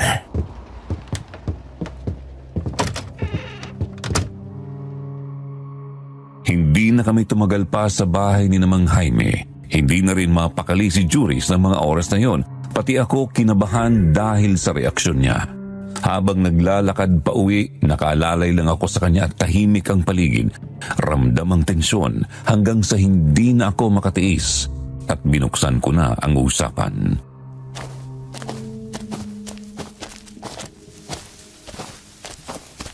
Juris, wait. Teka nga muna. Ano ba? Hindi ba natin pag-uusapan yung mga nangyari? Anong gagawin natin? Bakit hindi tayo magplano? Makakapagplano ba tayo sa daan, Mark? Pero kailangan pa rin natin pag-usapan. Ba't bigla ka na namang naging suplada? Hindi, Mark. Hindi ako nagsusuplada. Kinakabahan ako. Hindi mo naiintindihan yung kabang nararamdaman ko. Noong una, umaasa pa ako hindi nga ito aswang. Pero pagpirmado na natin. At talaga nabablangko rin ako. Kasama mo ako, Juris. Kinakabahan din ako. Lalo na't wala akong alam tungkol dyan. Kaya nga pag-usapan na natin dito sa daan bago pa dumating sa bahay at magdulot din ng kaba sa kanila. Kung maaari, tawagan mo na rito si Auntie Ligaya mo. Mas mabuti para malaman na natin ang gagawin. Hindi kasi ganun kadali. Subukan lang natin. Magtiwala ka lang dahil kailangan na to. Walang mangyayari kung iiwas lang tayo. Alam mo yan, Juris. Alam mo yan. Hanap muna tayo ng pwedeng masisilungan at tago. Dono, tara.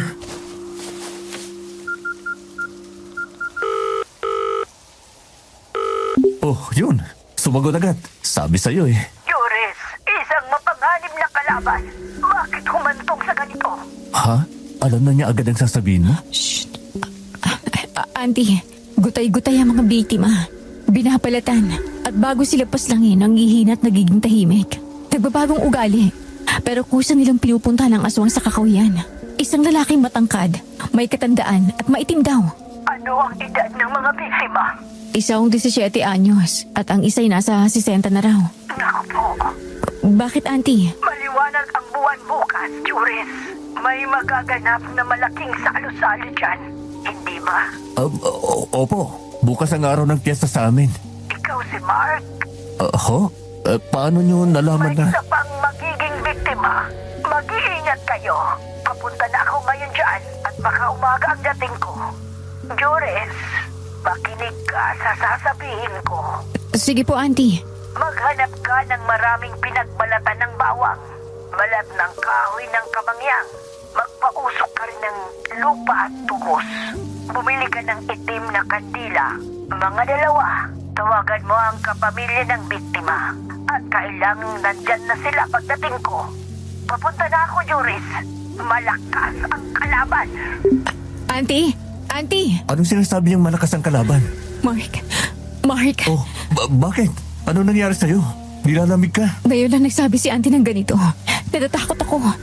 Bumabalik ang takot ko. Nandito ako, Juris. Nandito ako. Poprotektahan kita. Kumalma ka muna dahil may mga kailangan tayong gagawin. Isipin mo rin papunta na ang tiyahin mo, kaya wala ka nang dapat ipagkaba. Dali na, sige na. Pilitin mo na munang tumayo at maglakad. Bumalik na muna tayo sa bahay bago gawin ang mga pinag-uutos niya. Tara na.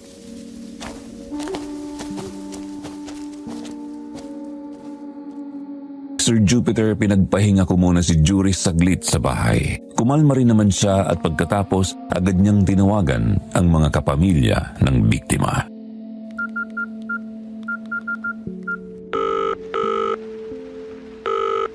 Tinatawagan ko na si Ma'am Laika. Diyos ko, sana sumagot siya. Sige, ako nang tatawag mamaya sa kanya. Oh, yan na. Hello? Juris? Kumusta? Ma'am, kailangan ho namin kayong pumunta rito. Hindi taong kalaban natin. Huwag ho kayong mabibigla. Bakit? Isa itong halimaw. Literal na aswang ang pumatay sa anak niyo. At sinabi ng tiyahin kong albularyo na kailangan kayong pumunta rito bukas ng umaga. Aswang? Hayop!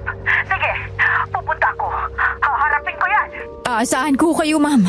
Oo, salamat, Juris. Oh, ikaw naman ang tawag kay Tayame.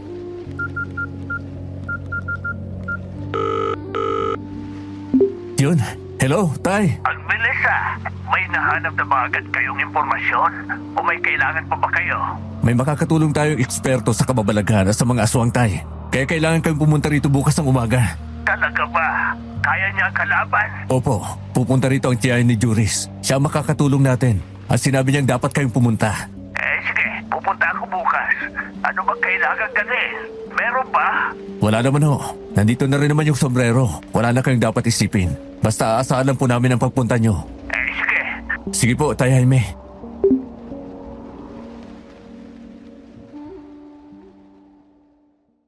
Kasado na ang mga taong kinakailangan. Pagkatapos noon, sinamahan ko na si Juris na kunin o bilhin ang mga kailangan ni Auntie Ligaya. At gabi na rin nang matapos kami sa paghahanap. Pagkatapos kumain, maaga rin kaming nagpahinga dahil sa pagod. Hindi ko na naisip kung anong pwedeng mangyari sa gabing yun dahil sa kampante namang dadating na si Auntie Ligaya. Ngunit sa hindi po inaasahan, may nangyaring masama kay nanay na nagpagising sa aming lahat nung madaling araw na. Sino ka? Ano ka? Ano ka? Anong gagawin mo sa asawa ko? Nay! Bitawan mo siya! Bitawan mo! Saan mo siya dadalhin? Tulong! Joris! Mark! Ang nanay mo kinuha! Anong nangyari?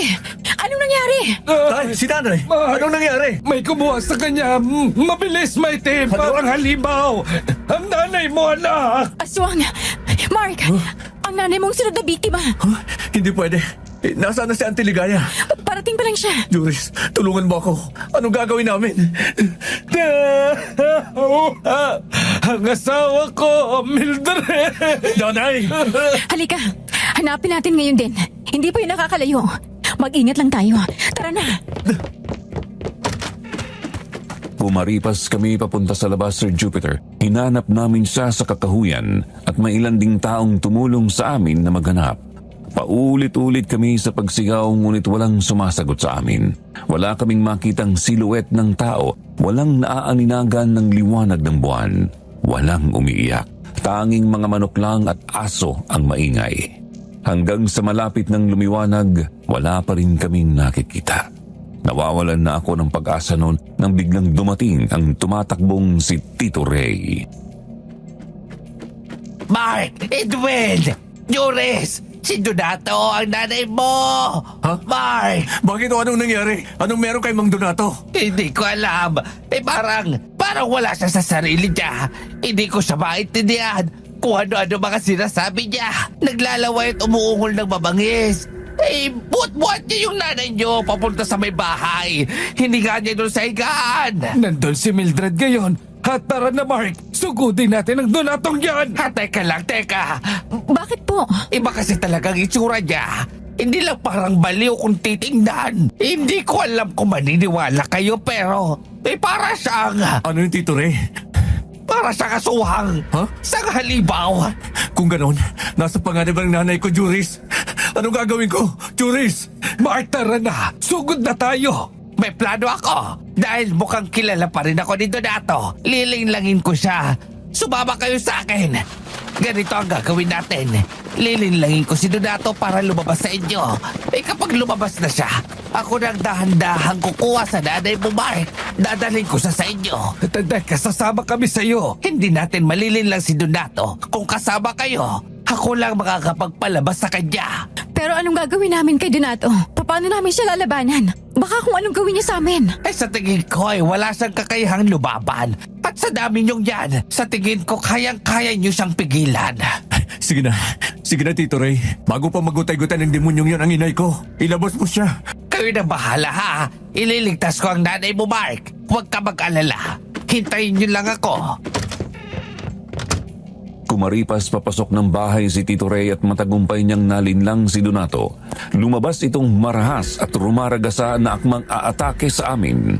Natakot kami, nataranta at naghandang lumaban.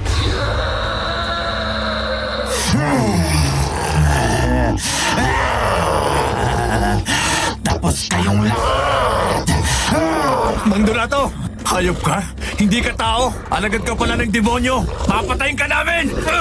Mark, mag-ingat ka. Baka bigla siyang sumugod.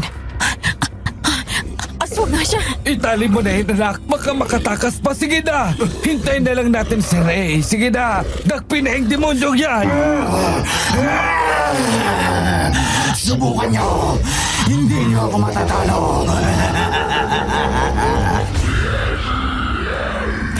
Teka, Mark!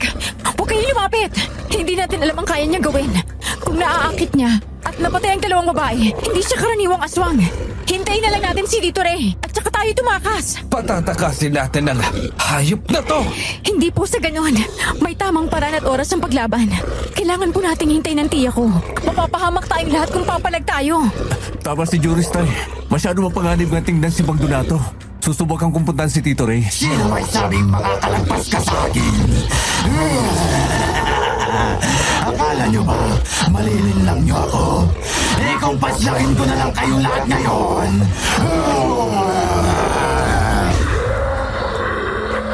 Mark! Bumalik ka rito! Halika muna!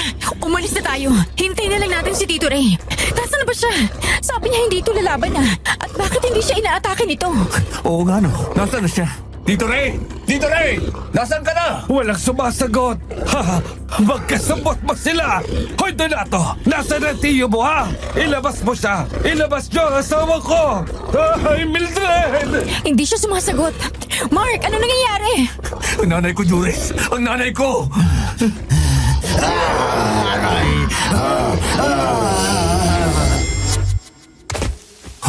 Nawalan siya ng malay. Hoy, hindi ka pwedeng mawala. Nasaan si Ray? Nasaan ang asawa ko? Auntie!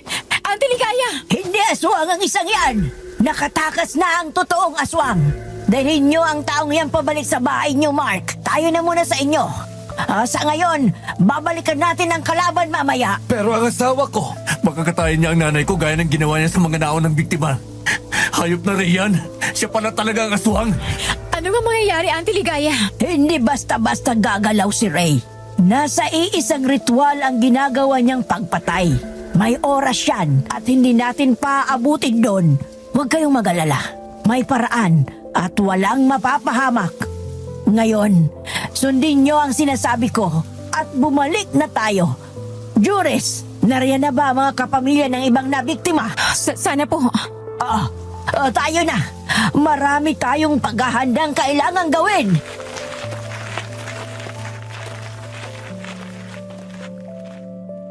May ibang presensya si Antiligaya ng mga oras na yon, Sir Jupiter. Mahiwaga, malalim, kahit na kinakabahan ako para sa nanay ko, nawala ito dahil sa mga sinabi niya. Nakakakalma, kaya sumunod kami. Pagdating sa bahay, sumalubong nga sa amin si Ma'am Laika at Tatay Jaime.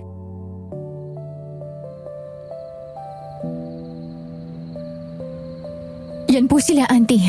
Kung ganon, hayaan niyo munang matulog yung lalaking yan. Pinatulog ko lang siya at inalis ang hipnotismo.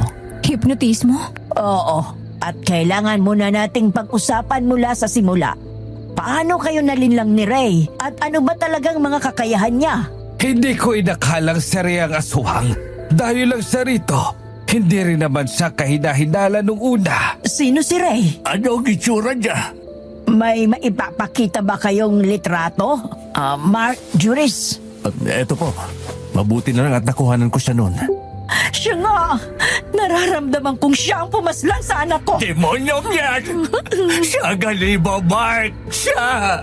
Huminahon kayo! Pagsalitain natin sina Mark at Juris. Ano ba talagang nangyari? Umaasa kami na hindi ito aswang nung una, Antiligaya. At wala kami kahinahinala na yung hayop na rin na yun ang aswang. Magaling siyang umarte. Pero nung una pa lang may kakaiba na. Iba raw kung kumilos si Donato bago pa dumating si Ray. Ang weirdo rin. Hilig ni Ray ang mga dugo at lamang loob. Tapos ayaw niya rin magpakita kapag nagluluto. May pattern din ang pag-atake niya.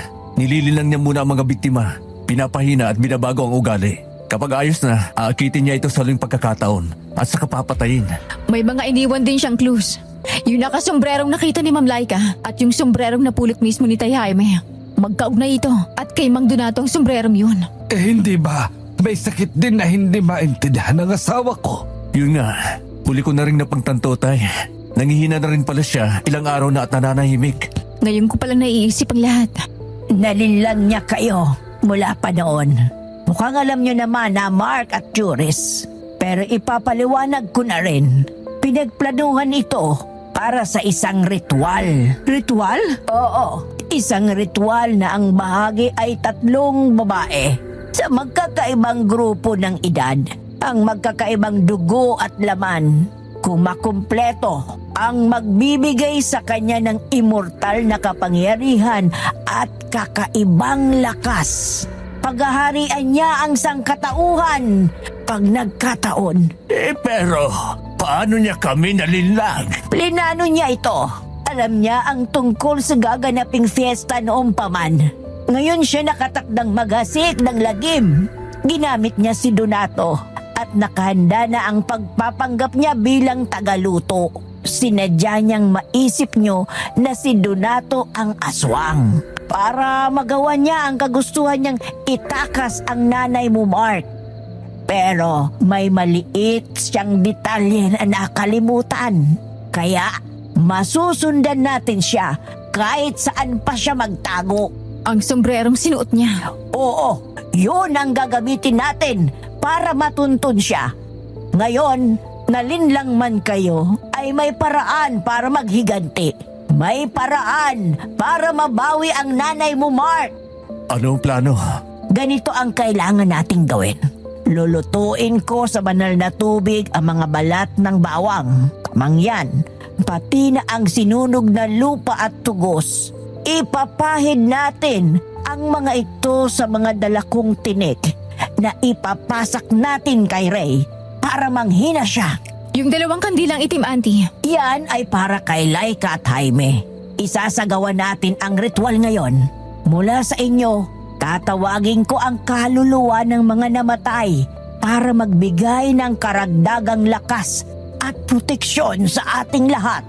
May kapangyarihan ang kaluluwa ng mga namayapa sa karahasan dahil may dala rin silang paghihiganti at galit. Kailangang makuha ito ng liwanag at hindi ng dilim. Ang mga itim na kadila ang kukontra rito. Alin pong uunahin natin, Auntie Ligaya? Pakukuluan ko na mga sangkap, Joris. Ihanda mo na si Laika, Jaime at ang mga kadila. Gumawa ka ng malaking bilog na guhit sa lapag.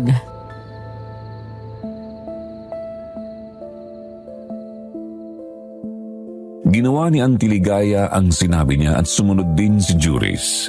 Noong handa na ang lahat, pumikit kami at tumahimik ayon sa utos ni Antiligaya. Huwag daw magsasalita at mumulat hanggat maaari. Siya lang ang nagsalita noon at nagsimula na ang ritual.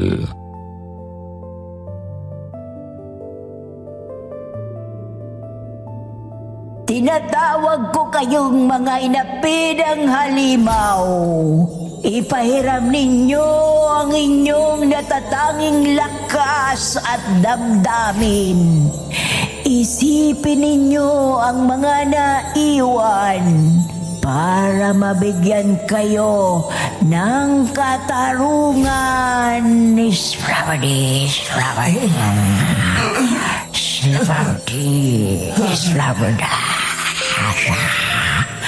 Pasukan ninyo ang inyong asawa at ina. Hayaan nyo kami pakiusap, mga kaluluwang ligaw.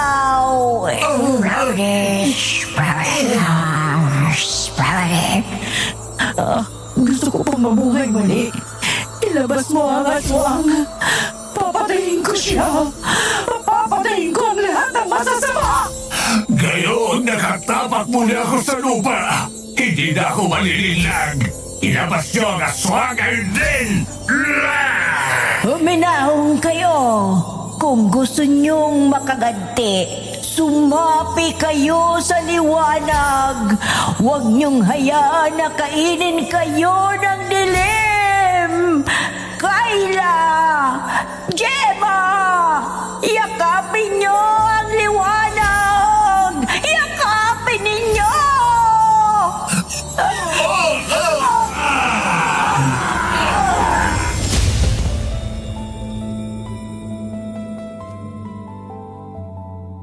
Mahangin noon pero nanahimik kami na jury sa Tatay Edwin. Lumalakas din ang kapit na bawat isa pero walang nagpatinag.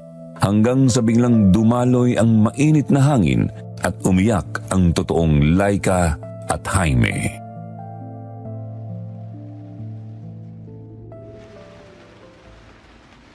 Nangyari na ang ninanais nating lahat. Nakipagtulungan sa atin ang mga biktima. At alam kong naramdaman nyo ito, Jaime, Laika. Opo, nakausap ko mismo ang aking anak. Salamat po. Muli ko nga siyang nayakap dahil sa ritual. Sige po, Ma'am Laika. Tay Jaime, iiyak niyo lang po. Magpahinga po muna kayo dyan sa may gilid. Kami na ho munang bahala. Ano na palang mangyayari, Auntie Ligaya? Si Donato! Gumagalaw! Bumabangon si Donato! Hindi nyo kailangang maging handa. Walang gagawing masama si Donato. Bumalik na ang dati niyang pag-iisip. Hindi siya aswang. Anong nangyari? Nasaan yung matandang lalaki? Matandang lalaki? Donato, napasa ilalim ka sa matinding hipnotismo. Isa yun sa mga kakayahan ng malupit na aswang na nagpakilala sa iyo bilang Ray. Nalinglang ka niya at pinagawa ng masasamang gawain. Anong ginawa ko? May pinatay akong tao? Wala akong alam, Mark. Kuya Edwin, wala akong alam sa nangyari. Blanco ako mula nang makita ko ang lalaking yun. Naiintindihan namin, Donato. Wala kang kasalanan. Hindi mo na kailangang malaman pa ang mga ginawa mo, Mang Donato. Si Rhea may pakana ng lahat ng ito. Huwag ka na mag-alala. Pero nagpalin lang pa rin ako. Hayaan yung bumawi ako.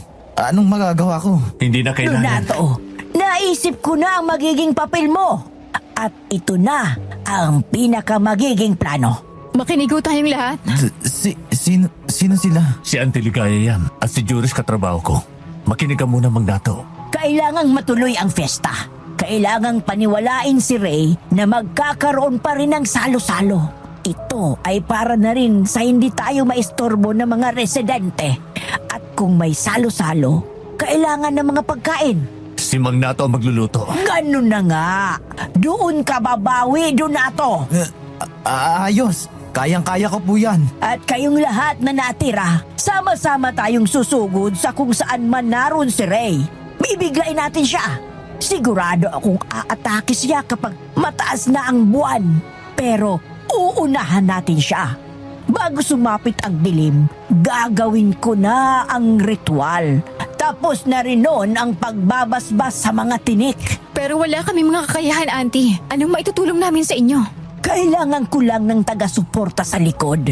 Maniwala lang kayo sa akin at mabibigkas nyo rin ang mabibigkas ko. Kayo naman, Mark, Edwin at Jaime, ipapasak nyo ang mga tinik. Isa rin sa inyo ang bahala para mabawi si Mildred. Huwag kayong mag-alala. Gagawin namin ang lahat para hindi kayo masugatan ni Ray. Wala pa sa kanya ang hinihintay niyang lakas. Kaya kahit magpakatuso pa siya, sigurado na ang tagumpay natin. Ayos ba? Ayos.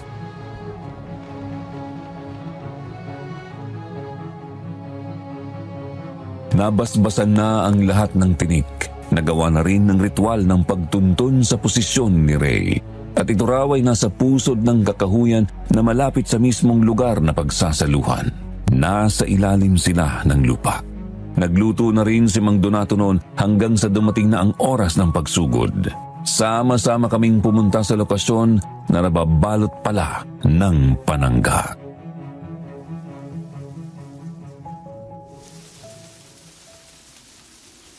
Hindi ko inaasahang marunong gumawa ng panangga. Hindi pala siya kasing hina gaya ng inaakala ko. Paano ho yan, Auntie? Paano tayo makakalapit? Wala yan. Isang bulong lang.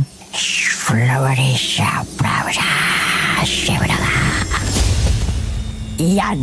Pwede na tayong magpatuloy. Pero paano natin siya mapapalabas? Paano namin makukuha si nanay? Lumikod muna kayong lahat. Kailangan ko ang lakas ng kalikasan sa ritual na ito. Hihilahin ko ang kanilang mga pisikal na anyo papunta sa itaas. Pwede pa yun. Maniwala lang po tayo, Itay. Kaya ni Auntie yan.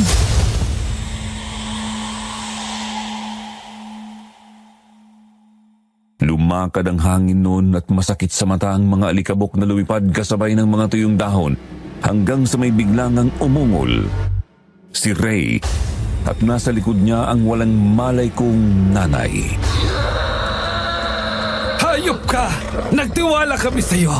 Ibalik mo ang asawa ko! Lubayan mo siyang demonyo ka! Mamatay ka na! Papatayin ka namin! Niloko mo kami! Kayo ang nagpalinlang, mga hangal. Kasalanan ko bang mga mangmang kayong lahat? At hindi ako natatakot sa inyo. Kahit na magsama-sama pa kayo, isang maling desisyon na hinuli niyo pa ako. Hindi mo ako kilala, bata! Hindi ka babanaw sa mga aswang na naharap ko at tinalo! At bakit ba nakalusot ka pang bubwet ka? Hindi ako tulad nila. Ipapakita ko sa inyo ang lakas ko! Bibigyan kita ng pagkakataong magbago ng isip. Kung gusto mo, ibabalik ko ang iyong pagkatao. Ibalik mo sa amin ang babaeng yan at pupurgahin kita! Ano ako? Aso? Hayop ka! Isa kang demonyo! Hindi ka matutulad sa aso! At kahit na maging tao ka, mabubulong ka sa kulungan at sa impyerno! Hindi rin ako bababa sa katulad yung mga uring basura. Tapusin na natin to. At kakainin ko na kayong lahat pagkatapos ko makuha ang pagiging immortal. At walang katumbas na kapangyarihan. Maganda kayo! Nagkaroon ng palitan si Auntie Ligaya at Ray nung una. Mukha pang ang mas malakas si Ray hanggang sa matutunan ni na Juris ang ritual. Sabay-sabay silang bumulong hanggang sa manghina si Ray. Doon na kami nagkalakas ng loob na ipasak ang mga tinik at binawi namin si nanay. Doon tuluyang nanghina si Ray at napahiga siya sa lupa. Anong ginawa niyo sa akin, ha? Hindi ito pwede mangyari. Hindi niyo ako matatalo. Wala kayong ibabanaw sa lakas ko. Anong nangyari? Anong ginawa niyo? Babalikan ko kayo! Babalikan ko! Wala ka pang lakas, bata! Isa ka lang nangangarap sa kawalan at hindi mo kakayanin ang liwanag na dala namin! Hayop ka! Hayop! Sa wakas, naipagigante ko na rin ang kasawa ko. Mananahimik na rin ang anak ko! Nabawi din namin ang asawa ko. Sa wakas, Juris, nabigyan na natin sila ng hustisya.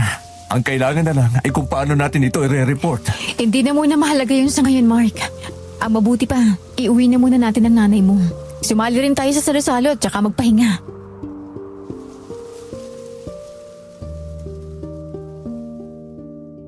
Sumali nga kami sa salo-salo at natapos ang gabi ng matahimik.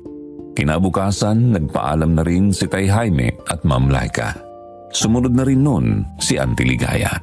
Nagpasalamat naman kami sa kanilang lahat, lalo na kay Auntie Ligaya.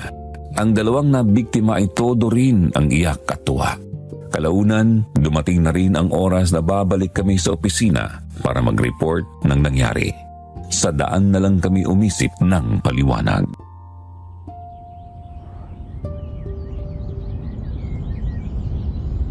Wala tayong ibang maipapaliwanag kundi sabihin ng laban ng suspek. Nakumpirma rin naman natin eh. Marami tayong magiging saksi. Tsaka, nasa atin pa rin ang labi ng kanyang katawang tao. Kahit na siya ay isang aswang. Yun nga ang mangyayari.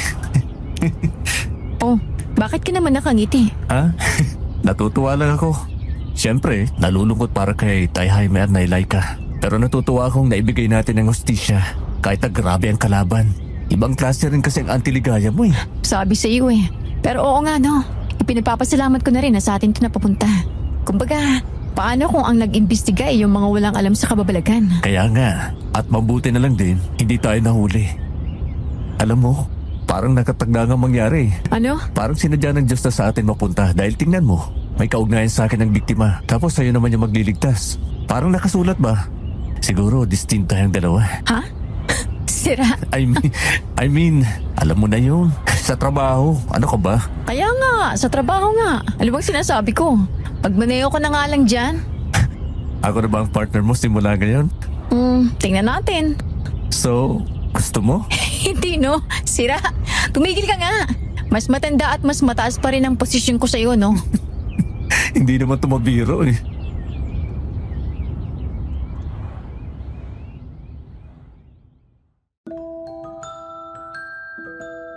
Puno lang kami ng kwentuhan hanggang sa makabalik ng opisina at makapagpahinga. Naging successful naman ang investigation namin at gaya ng sinabi ko, maraming beses na nagkasama pa kami sa iisang trabaho. Ilang beses din na nagkaroon pa ng kababalaghan pero saka ko na lang siguro yun ikikwento. At hindi nyo man na itatanong, nagkakamabutihan na rin kami ni Juris sa ngayon. Pero hindi ko na ikikwento dahil hindi naman ito love story. Kaya naman hanggang dito na lang po ang kwento ko. Mag-iiwan na lang po ako ng katanungan. Kung kayo po si Ray na isang aswang na may kakayahang maging malakas at maging normal, gugustuhin niyo ba yun? Bakit oo? Bakit hindi? Sana po sagutin niyo ito. Muli ako si Mark at hanggang dito na lang po. God bless at maraming salamat po sa inyong lahat.